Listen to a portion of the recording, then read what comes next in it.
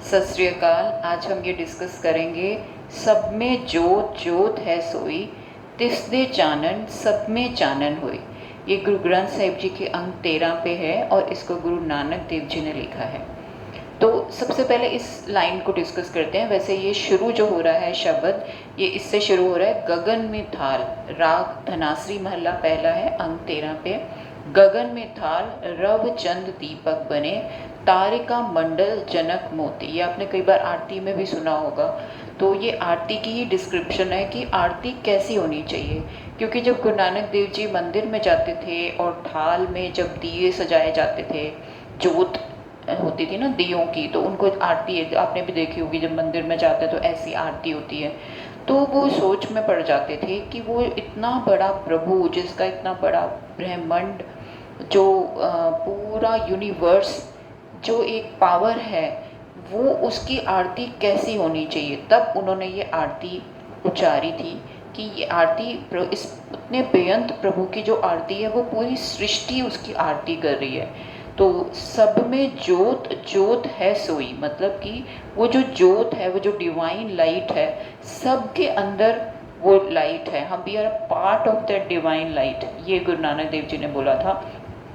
तिस दे चानन सब में चानन हुई, मतलब जब वो चानन होती है, जब वो जलती है, लाइट है सबके अंदर, पर वो एक दबी हुई है, छुपी हुई है, बिकॉज वो एक बॉडी और माइंड के वेल से एक ढकी हुई है अंदर। लेकिन गुरु की साखी से जब वो प्रगट होती है, तो वो उसी वही लाइट जो है, वो हम सब वही लाइट है और उसी का ही एक पार्ट है। तो इसमें स्टार्ट उन्होंने ऐसे किया था, गगन में थाल रव चंद दीपक बने, तारिका मंडल जनक मोती। मतलब कि जो एक गगन, मतलब आकाश को गगन बोलते हैं हिंदी में। गगन जो है ये थाल है, मतलब एक अलग से आपको थाल लेने की ज़रूरत नहीं है। ये जो पूरा स्काई आपको देख रहा है, ये एक थाल है। गगन में थाल, रव और चंद, रवि इस सूरज और चंद इस चंद्रमा, मून सब जानते हैं। रव चंद दीपक बने, मतलब दीपक जो अंदर दीपक हम जलाते हैं, रवि सूरज और चंद्रमा वो दीपक के समान उसमें जल रहे हैं। तारिका मंडल जनक मोती, जो एक मोती की तरह ये जो तारे हैं, तारे का ये पूरे उससे मंडल, मतलब पूरा जो आकाश है उन तारों से भरा हुआ है। तो ये एक थाल है, उसमें जो दो दीपक हैं और इतने सारे मोती हैं। तो ये स्टार्टिंग इस थाल से है। गगन में थाल रव चंद दीपक बने, तारिका मंडल जनक मोती। धूप मल आन लो पवन चवरो करे, सगल बनराई फूलंत ज्योति। मतलब अब हम फूल जो लगाते हैं, तो वो कहते थे सगल बनराई, मतलब जितनी भी तुम्हें वनस्पति दिख रही है, जो फूल दिख रहे हैं, वो सब प्रभु की आरती है, प्रभु की आरती कर रहे हैं। ये सारा जो एक ब्रह्मांड आप देख रहे हैं, ये सब उस बेअंत प्रभु की आरती इतने छोटे से थाल में नहीं हो सकती। वो पूरा यूनिवर्स मिलके उसकी आरती कर रहा है। वो आप देखो, आंखें खोलो, उस डिवाइन लाइट का एक पार्ट हो तुम, और ये इस आरती में शामिल हो, जो पूरा यूनिवर्स मिलके उस बेअंत प्रभु की कर रहा है। तो उसमें वो क्या कहते थे कि धूप क्या है, ये धूप मल आन लो। जो ये चल रहे हैं धूप, मतलब ये जो फ्रेग्रेंस आ रही है सैंडल की, वुड की, ये सारी पृथ्वी में बिखरी हुई है। धूप मल आन लो पवन चवरो करे, जो चवर है वो पवन, जो ये हवा चल रही है ऐसे हवा, वो चवर करिए, पवन चवरो करो करे। सगल बनराई फूलंत ज्योति, जो एक फूल पूरी वनस्पति है, वो सारे फूल हैं जो उस थाल में सजे हुए हैं। कैसी आरती हुए भव खंडना तेरी आरती। वो देखो कैसी आरती हो रही है, भव खंडना मतलब कि फियर को डिस्ट्रॉय करने वाला वो पावरफुल प्रभु जो है। हे प्रभु तेरी कैसी आरती हो रही है, मैं देख के एकदम विस्माद में हूँ। अनहता सबद वाजंत भेरी, जो शब्द अनहद नाद बज रहा है पूरी सृष्टि में। अगर हमारा जब माइंड साइलेंट होता है तो हमें वो परसीव होती है, वो अनहद नाद जो प्रभु का ऑलरेडी सृष्टि में बज रहा है। अलग से हमें कोई वाद बजाने की ज़रूरत नहीं है, वो ऑलरेडी है। तो अनहता सबद वाजंत भेरी, सहस तब नैन नन नैन है तोय को, सहस मूरत नन्ना एक तो ही।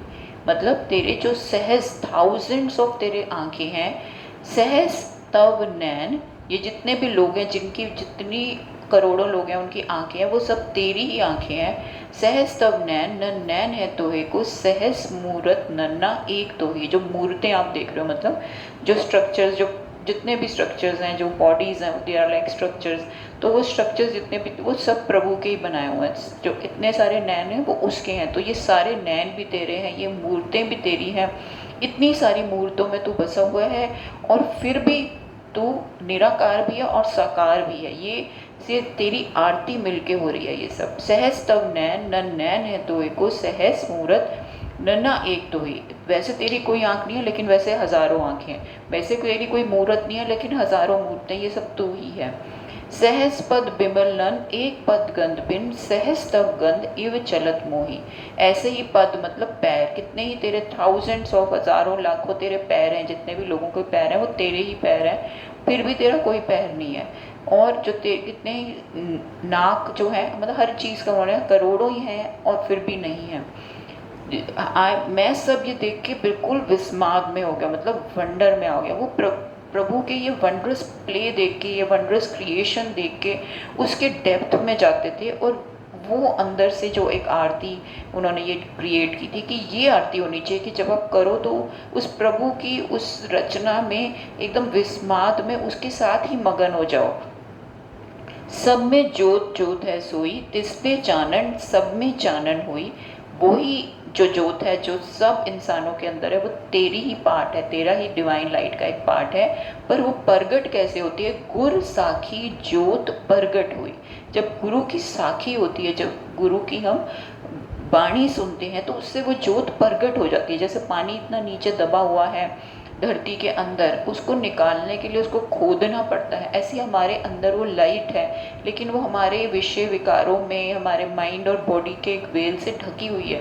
तो जैसे ही उसको हम हटाते हैं गुरु की साखी से, उस इल्यूजन को, उस मैल को हटाते हैं, तो अंदर से वो जोत प्रगट हो जाती है। जोत तिस भावे सो आरती हुए, हर चरण कमल मकरंद लोभित मनो, अनदिनों मोहे आए प्यासा। मतलब मैं जो तेरे चरण कमल है उसमें जैसे एक भंवरा आता है, वो एक कमल के अंदर वो प्यास से उस कमल में जाता है, ऐसे तेरे जो चरण कमल है वो एक लोटस कमल फूल की तरह है, और मैं जो हूँ उसमें एक भंवरे की तरह आके उस चरण से मैं लिपट जाता हूँ। हर चरण कवल मकरंद लोभित मनो, अनदिनों मोह आए प्यासा। मुझे इतनी प्यास है तेरे चरण कमलों की, कृपा जल्दे नानक सारिंग को, होए जाते तेरे नाय वासा। अलग अलग एग्जाम्पल से उन्होंने बताया। अब इसमें बोला कि एक भंवरा जैसे फूल के लिए वो प्यासा होता है, वैसे ही एक जो चात्रिक बर्ड है वो एक स्वाति बूंद के लिए प्यासा होता है। उसी तरह मुझे भी तेरे चरण कमलों की प्यास है, मुझे अपने नाम में वास दे ताकि मेरा मन तेरे नाम में बस जाए। तो ये था सब में जोत जोत है सोई, तिस दे चानन सब में चानन होए। वाहिगुरु जी का खालसा, वाहिगुरु जी की फतेह।